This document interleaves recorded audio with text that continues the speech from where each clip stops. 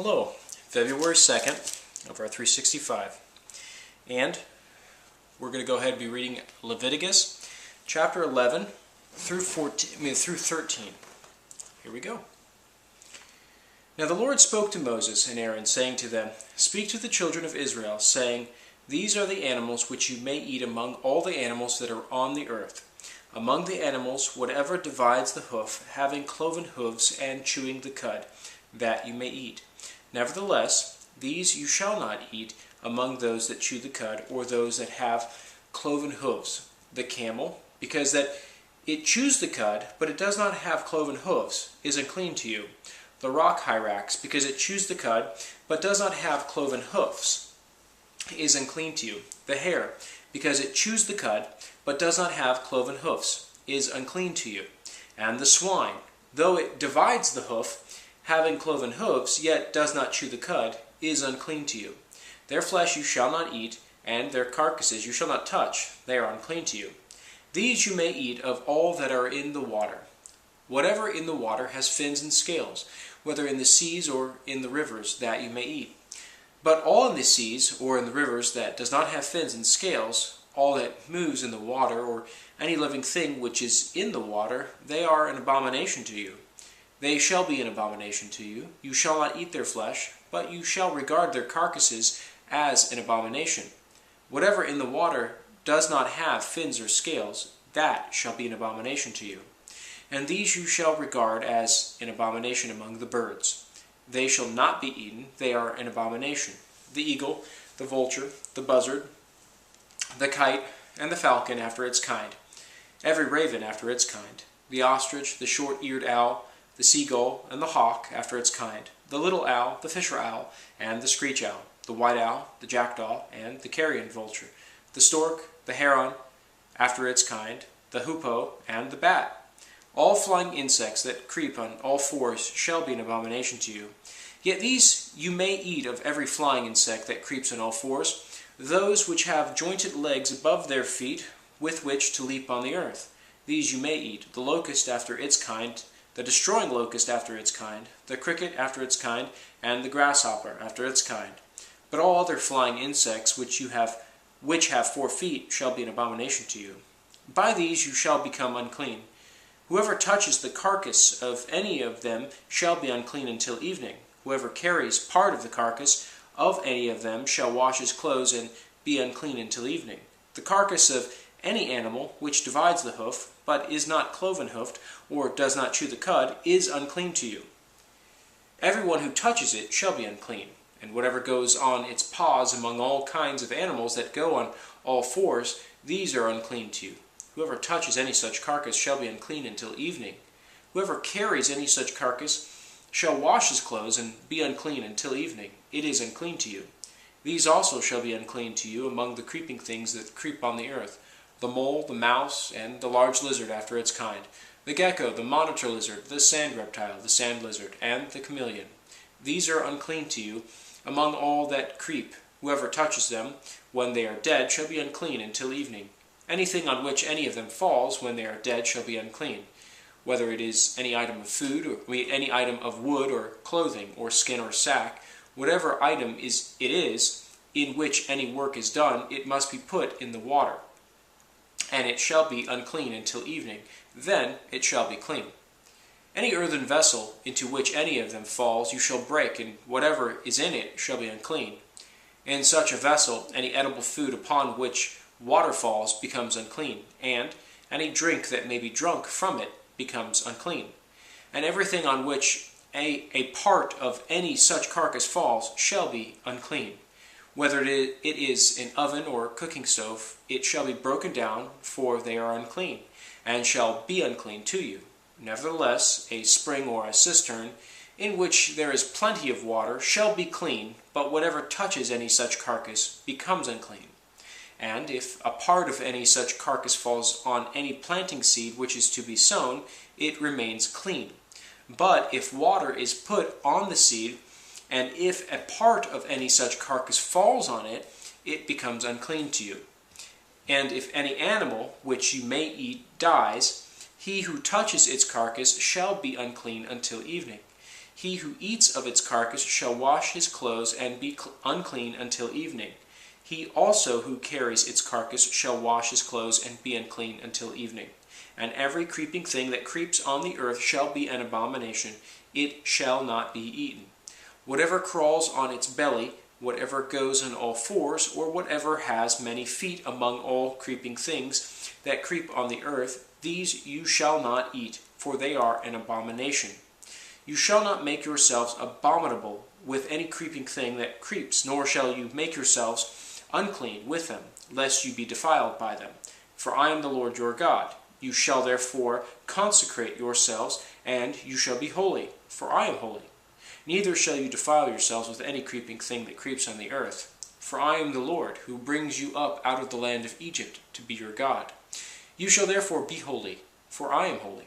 This is the law of the animals, and the birds, and every living creature that moves in the waters, and of every creature that creeps on the earth, to distinguish between the unclean and the clean, and between the animal that may be eaten and the animal that may not be eaten.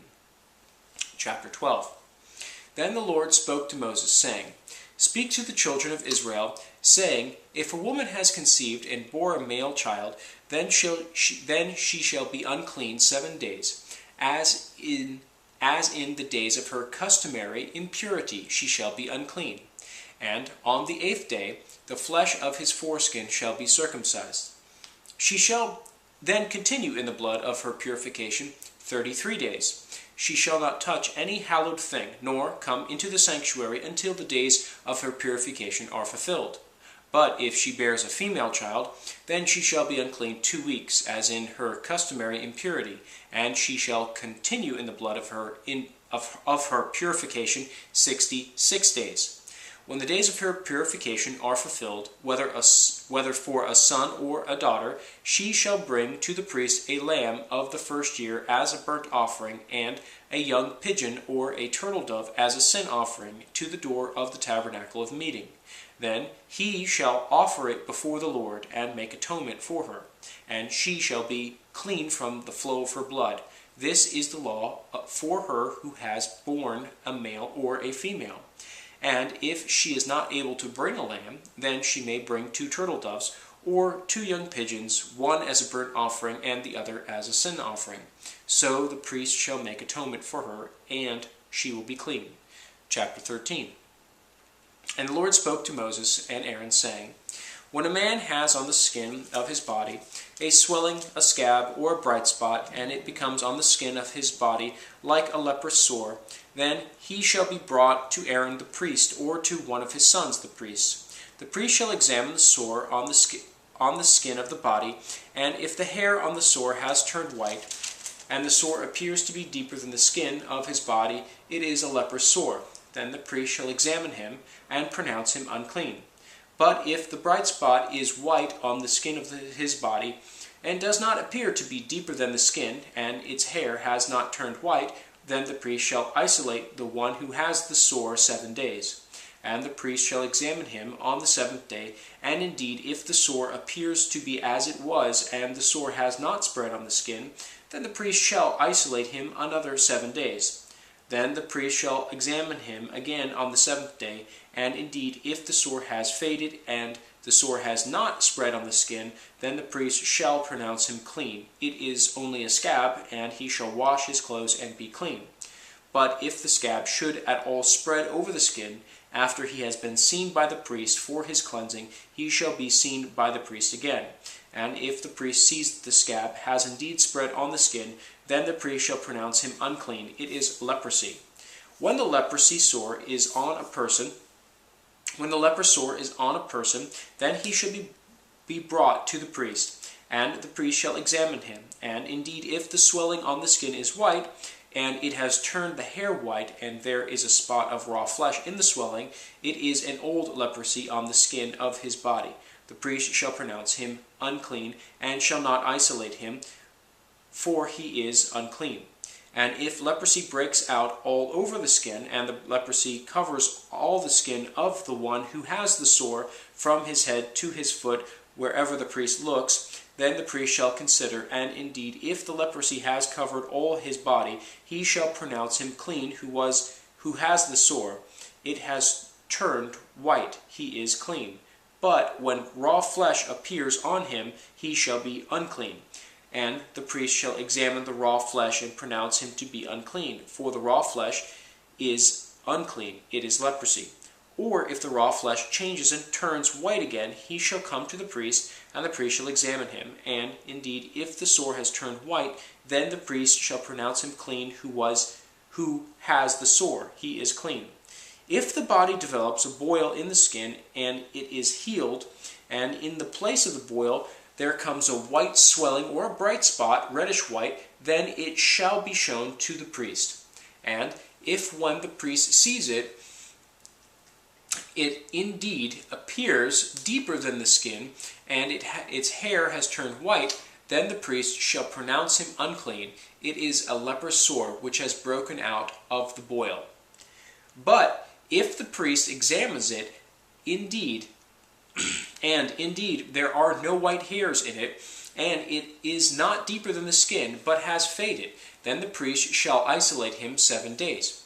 And if it should at all spread over the skin, then the priest shall pronounce him unclean. It is a leprous sore. But if the bright spot stays in one place and has not spread, it is the scar of the boil, and the priest shall pronounce him clean. Or if the body receives a burn on its skin by fire, and the raw flesh of the burn becomes a bright spot, reddish white, or white, then the priest shall examine it. And indeed, if the hair of the bright spot has turned white, and it appears deeper than the skin, it is leprosy broken out in the burn. Therefore the priest shall pronounce him unclean. It is a leprous sore. But if the priest examines it, and indeed there are no white hairs in the bright spot, and it is not deeper than the skin, but has faded, then the priest shall isolate him 7 days. And the priest shall examine him on the 7th day. If it has at all spread over the skin, then the priest shall pronounce him unclean. It is a leprous sore. But if the bright spot stays in one place and has not spread on the skin, but has faded, it is a swelling from the burn. The priest shall pronounce him clean, for it is a scar from the burn. If a man or a woman has a sore on the head or the beard, then the priest shall examine the sore, and indeed, if it appears deeper than the skin, and there is in it thin yellow hair, then the priest shall pronounce him unclean. It is a scaly leprosy of the head or beard. But if the priest examines the scaly sore, and indeed it does not appear deeper than the skin, and there is no black hair in it, then the priest shall isolate the one who has the scale 7 days. And on the 7th day the priest shall examine the sore, and indeed if the scale has not spread, and there is no yellow hair in it, and the scale does not appear deeper than the skin, he shall shave himself, but the scale he shall not shave. And the priest shall isolate the one who has the scale another 7 days. On the 7th day the priest shall examine the scale, and indeed, if the scale has not spread over the skin, and does not appear deeper than the skin, then the priest shall pronounce him clean. He shall wash his clothes and be clean. But if the scale should at all spread over the skin after his cleansing, then the priest shall examine him, and indeed, if the scale has spread over the skin, the priest need not seek for yellow hair, he is unclean. But if the scale appears to be at a standstill, and there is black hair grown up in it, the scale has healed, he is clean, and the priest shall pronounce him clean. If a man or a woman has bright spots on the skin of the body, specifically white bright spots, then the priest shall look, and indeed, if the bright spots on the skin of the body are dull white, it is a white spot that grows on the skin. He is clean. As for the man whose hair has fallen from his head, he is bald, but he is clean. He who has hair fallen from his forehead, he is bald on the forehead, but he is clean. And if there is on the bald head or bald forehead a reddish white sore, it is leprosy breaking out on his bald head or his bald forehead. Then the priest shall examine it, and indeed if the swelling of the sore is reddish white on his bald head or on his bald forehead, as the appearance of leprosy on the skin of the body, he is a leprous man. He is unclean. The priest shall surely pronounce him unclean. His sore is on his head. Now the leper on whom the sore is, his clothes shall be torn and his head bare, and he shall cover his mustache and cry, Unclean, unclean. He shall be unclean all the days he has the sore, he shall be unclean. He is unclean, and he shall dwell alone. His dwelling shall be outside the camp.